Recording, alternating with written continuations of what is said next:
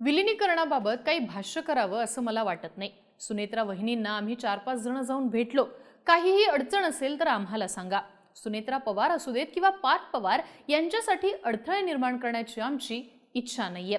हे विधान आहे जयंत पाटलांचं।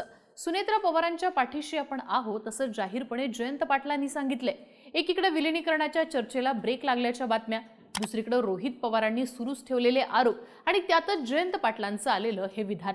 आणि याच घडामोडीच्या दरम्यान जयंत पाटील राज्याचे अर्थमंत्री होतील अशा देखील चर्चा होतात। अर्थात त्याचं कारण अजित पवार गटात अर्थमंत्रीपद स्वीकारू शकेल असा सक्षम नेता नाहीये। त्यामुळे विलिनीकरण होऊन जयंत पाटील अर्थमंत्री होतील असं बोललं जाऊ लागले, पण तसं दिसत तरी नाहीये। भाजप जयंत पाटलांकडे अर्थमंत्री पदासारखं महत्त्वाचं खातं देईल याची शक्यता जवळपास नाही अशीच आहे। मग जयंत पाटील सुनेत्रा पवारांच्या पाठीशी असल्याचं विधान करून कोणत्या टप्प्याच्या प्रतीक्षेत आहेत? नेमकं त्यांचं चाललंय काय समजून घेऊयात आजच्या व्हिडिओतनं। नमस्कार, मी आरती आणि तुम्ही बघताय बोलभिडू।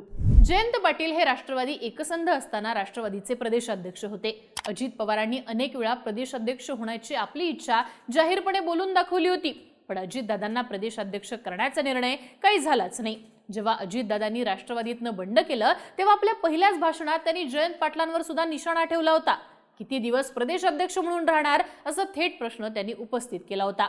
अर्थात राष्ट्रवादी एकत्रित असताना जयंत पाटील हे शरद पवार आणि सुप्रिया सुळे या अंतर्गत गटातले आहेत असं सांगण्यात येत होतं आणि राष्ट्रवादी फुटल्यानंतर ते दिसून सुद्धा आलं।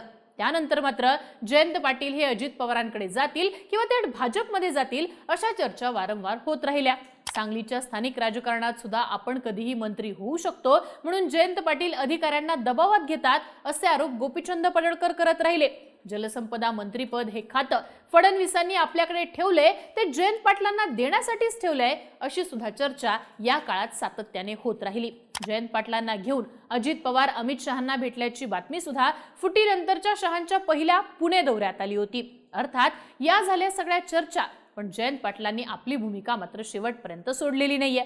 पण जयंत पाटील कधी ना कधी सत्तेची भूमिका स्वीकारतील हे मात्र ठामपणे सांगितलं जात होतं, आजही सांगितलं जाते। खरं तर संस्थात्मक राजकारणाचा असलेला पाया, मतदारसंघात भाजपनं आखलेली यंत्रणा, मुलांचं भवितव्य अशा अनेक फॅक्टर्समुळे जयंत पाटील सत्तेची भूमिका स्वीकारतील हे दिसतं असं सांगण्यात येतं। आता मुद्दा आहे तो म्हणजे एकीकडे रोहित पवार हे अजित पवार गटाच्या नेत्यांना टार्गेट करतायत। घातपाताचा आरोप करून त्यांनी पटेल आणि तटकरेंना आरोपींच्या पिंजऱ्यात उभं केलेलं आहे। आज अजित पवार गटातनं जे 4 प्रमुख नेते हे समोर येताना दिसत आहेत त्यामध्ये प्रफुल्ल पटेल आहेत, तटकरे, मुंडे आणि छगन भुजबळ आहेत। ज्या राष्ट्रवादीच्या राजकारणाचा मूळ पाया हा मराठा राजकारण असल्याचं सांगण्यात येतं त्याच अजित पवारांच्या राष्ट्रवादीचे प्रमुख 4ही नेते आज नॉन मराठा आहेत। दुसरं महत्त्वाचं म्हणजे राष्ट्रवादीचा मूळ प्रभाव हा पुणे, सातारा, सांगली, सोलापूर, कोल्हापूर या जिल्ह्यांमधला। या 4 पैकी एकही नेता या भागात येत नाही। थोडक्यात अजित पवार गटात जी काही स्पेस आहे ती परफेक्ट स्पेस आज जयंत पाटलांकडे। आता ती स्पेस कोणती? तर अजित पवार गटाला सत्ता संतुलन राखण्यासाठी काही नेत्यांची आवश्यकता आहे, ज्यामध्ये मराठा लीडर हा महत्त्वाचा निकष असणार आहे। दुसरा निकष आहे पश्चिम महाराष्ट्राचा आणि तिसरा निकष आहे राजकीय अनुभवाचा। बालेकिल्ल्यातलं लोकल राजकारण जपण्यासंदर्भात पटेल, तटकरे, भुजबळ आणि मुंडे यांच्या मर्यादा आहेत त्या जयंत पाटलांच्या नाहीयेत। अर्थात असं असलं तर मग विलिनीकरण होऊन जयंत पाटील पुढे जातील की स्वतःची स्पेस सुनेत्रा पवारांना पाठिंबा देऊन शोधू पाहतायत हे पाहणं महत्त्वाचं ठरतं। कारण रोहित पवारांनी अजित पवार गटाच्या नेत्यांवर सुरू ठेवलेले आक्रमक आरोप, शरद पवार गटातच अजितदादांच्या पश्चात 2 मतप्रवाह तयार झालेले आहेत असं आपल्याला दिसून येतं। त्याचं नेमकं कारण काय? तर आज रोहित पवार हे अजितदादांच्या अपघातावरनं गंभीर प्रश्न उपस्थित करतात। याचा राजकीय इम्पॅक्ट सांगायचा झाला तर अजित पवारांबाबतीतली सहानुभूती रोहित पवारांकडे शिफ्ट होताना दिसू लागलीय। अजित पवारांच्या मृत्यूमागे संशयास्पद वातावरण आहे असं लोकांचं ठाम मत रोहित पवारांच्या भूमिकेमुळे होताना दिसते। अर्थात यातनं रोहित पवारांना होणारा राजकीय तोटा म्हणजे ते ही भूमिका घेऊन उद्या अजित पवार गटातल्या नेत्यांसोबत जाऊ शकत नाहीत। पटेल आणि तटकरे या नेत्यांच्या मांडीला मांडी लावून बसू शकत नाहीत। दुसरी गोष्ट म्हणजे ते भाजप सोबत सुद्धा जाऊ शकत नाहीत, कारण अप्रत्यक्षरित्या रोहित पवारांच्या आरोपांमधनं भाजप सुद्धा डॅमेज झालेली आहे। पण मग रोहित पवारांना होणारा फायदा कोणता?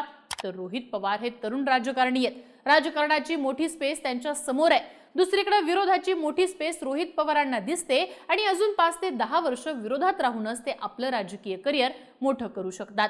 थोडक्यात सत्तेपेक्षा विरोधात राहिलं तर मोठं राजकारण रोहित पवारांसमोर आहे, पण शरद पवार गटाच्या इतर नेत्यांचं मात्र तसं नाहीये. जयंत पाटलांच्या बाबतीत बोलायचं तर आपलं राजकारण त्यांना मुलांकडे शिफ्ट करायचंय.